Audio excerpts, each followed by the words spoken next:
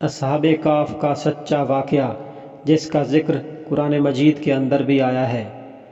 300 برس سے زیادہ عرصہ تک سوئے رہنے والے اصحاب کہف کون تھے؟ حضرت عیسیٰ علیہ السلام کے زمین سے اٹھائے جانے کے واقعہ کے بعد عیسائیوں کی حالت بہت بری ہو گئی۔ وہ بت پرستی میں مبتلا ہو گئے اور یہاں تک کہ دوسروں کو بت پرستی پر مجبور کرنے لگے۔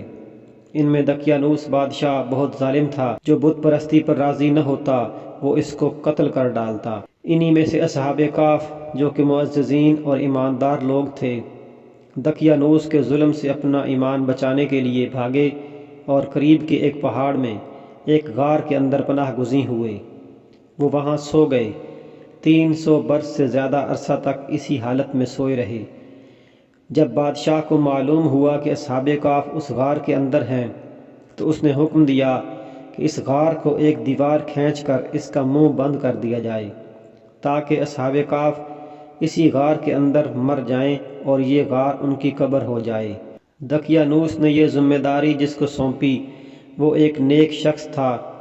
اس نے اصحاب کہف کے نام اور ان کی تعداد اور پورا واقعہ ایک تختی کے اوپر لکھ کر تانبے کے صندوق میں دیوار کی بنیاد میں محفوظ کر دی، اور یہ بھی بیان کیا گیا ہے کہ اسی طرح کی ایک اور تختی شاہی خزانہ میں بھی محفوظ کرا دی گئی۔ کچھ عرصہ بعد جب دقیانوس ہلاک ہو گیا اور کئی سلطنتیں گزر گئیں، زمانے گزر گئے، تو ایک نیک بادشاہ فرمانروا ہوا۔ اس بادشاہ کا نام بیدروس تھا۔ اس بادشاہ نے 68 سال حکومت کی۔ پھر ملک کے اندر فرقہ بندی اور افراتفری پیدا ہوئی، اور بعض لوگ مرنے کے بعد اٹھنے اور قیامت آنے کے منکر ہو گئے۔ بادشاہ کو اس چیز کی بہت فکر لاحق ہوئی۔ اس نے اپنے آپ کو ایک مکان کے اندر تنہا بند کر لیا اور اس نے اللہ تعالیٰ سے گریہ‌گزاری کی اور اس سے دعا کی، اے رب، ایسی کوئی نشانی ظاہر فرما جس سے لوگوں کو مرنے کے بعد دوبارہ اٹھنے اور قیامت کا یقین حاصل ہو۔ تو اللہ تبارک و تعالیٰ نے بادشاہ بیدروس کی دعا قبول فرمائی، اور اسی زمانہ میں ایک شخص نے اپنی بکریوں کے لیے آرام کی جگہ حاصل کرنے کے لیے اسی غار کو تجویز کیا۔ اس مقصد کے لیے جب اس نے غار کی دیوار گرائی تو اس کے اوپر کچھ ایسی ہیبت طاری ہوئی کہ جو لوگ غار کے سامنے سے دیوار گرا رہے تھے وہ سب بھاگ گئے۔ اس غار کے اندر سے اصحاب کہف خوش و خرم اٹھے اور ایک دوسرے کو سلام کیا اور نماز کے لیے کھڑے ہو گئے۔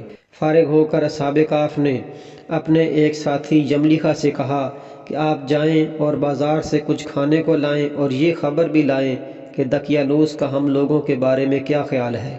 یملیخا بازار روانہ ہوئے اور شہر پناہ کے دروازے پر اسلامی علامت دیکھی، نئے نئے لوگ پائے، انہیں حضرت عیسیٰ علیہ السلام کی نام کی قسم کھاتے سنا۔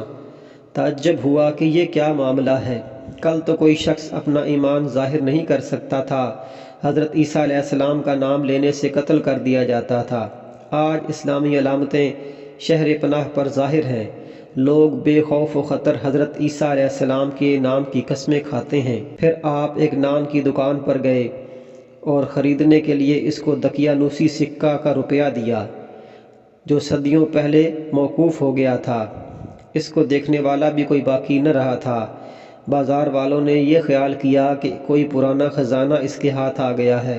انہیں پکڑ کر حاکم کے پاس لے گئے۔ حاکم بھی نیک شخص تھا۔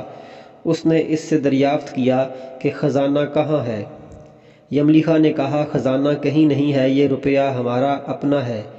حاکم نے کہا، یہ بات کسی طرح قابل یقین نہیں، اس میں جو سن موجود ہے وہ 300 برس سے زیادہ کا ہے، اور آپ نوجوان ہیں، ہم لوگ بوڑھے ہیں، ہم نے تو کبھی یہ سکہ دیکھا ہی نہیں۔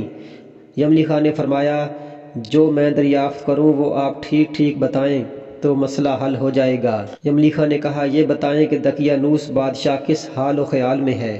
حاکم نے کہا، آج روئے زمین پر اس نام کا کوئی بادشاہ نہیں۔ سینکڑوں برس ہوئے جب ایک بے ایمان بادشاہ اس نام کا گزرا ہے۔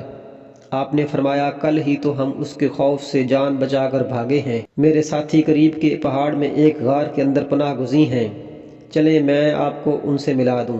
حاکم اور شہر کے بہت سے لوگ یملیخا کے ساتھ اس غار پر پہنچے۔ اصحاب کہف یملیخا کے انتظار میں تھے۔ بہت سے لوگوں کے آنے کی آواز اور کھٹکے سن کر اصحاب کہف سمجھے کہ ان کے ساتھی یملیکھا پکڑے گئے اور دقیانوسی فوج ہمارے پیچھے آ رہی ہے۔ وہ اللہ کی حمد اور شکر بجا لانے لگے۔ اتنے میں یہ لوگ پہنچے۔ ان کے ساتھی یملیکھا نے ان کو تمام قصہ سنایا۔ ان حضرات نے سمجھ لیا کہ ہم اللہ کے حکم سے اتنا طویل عرصہ سوئے رہے اور اب اس لیے اٹھائے گئے ہیں کہ لوگوں کو موت کے بعد دوبارہ زندہ کیے جانے کی نشانی ظاہر ہوں۔ حاکم جب غار کے پاس پہنچا تو اس نے تانبے کا صندوق دیکھا۔ اس کو کھولا تو تختی برآمد ہوئی۔ اس تختی میں ان اصحاب کے نام اور ان کے کتے کا نام لکھا تھا۔ یہ بھی لکھا تھا کہ یہ جماعت اپنے دین کی حفاظت کے لیے دقیانوس کے ڈر سے اس غار میں پناہ گزین ہوئی۔ دقیانوس نے یہ خبر پا کر ایک دیوار سے انہیں غار میں بند کرنے کا حکم دیا۔ ہم یہ حال اس لیے لکھتے ہیں کہ جب کبھی یہ غار کھلے تو لوگوں کو معلوم ہو جائے کہ قصہ کیا ہے۔ یہ تختی پڑھ کر سب کو تعجب ہوا اور لوگ اللہ کی حمد و ثنا بجا لانے لگے کہ اس نے ایک ایسی نشانی ظاہر فرما دی جس سے موت کے بعد اٹھنے کا یقین حاصل ہوتا ہے۔ حاکم نے اپنے بادشاہ بیدروس کو واقعہ کی اطلاع دی۔ بادشاہ بھی وہاں حاضر ہوا اور سجدہ شکر الہی بجا لایا کہ اللہ تعالیٰ نے اس کی دعا قبول کی۔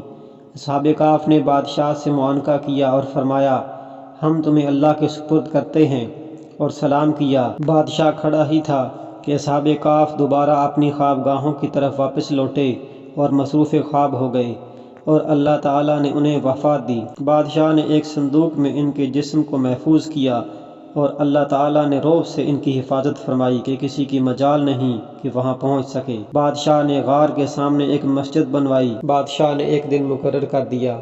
ہر سال لوگ وہاں عید کی طرح آیا کرتے۔ صحاب کہف کے اس سچے واقعے سے ہمیں اس چیز کی نشاندہی ملتی ہے کہ اللہ تبارک و تعالیٰ نے ہی ہم سب کو پیدا کیا ہے اور ہم سب کو موت بھی اللہ تعالیٰ ہی دیں گے، اور موت کے بعد دوبارہ اٹھنا اس کا اختیار بھی اللہ کے ہاتھ میں ہی ہے۔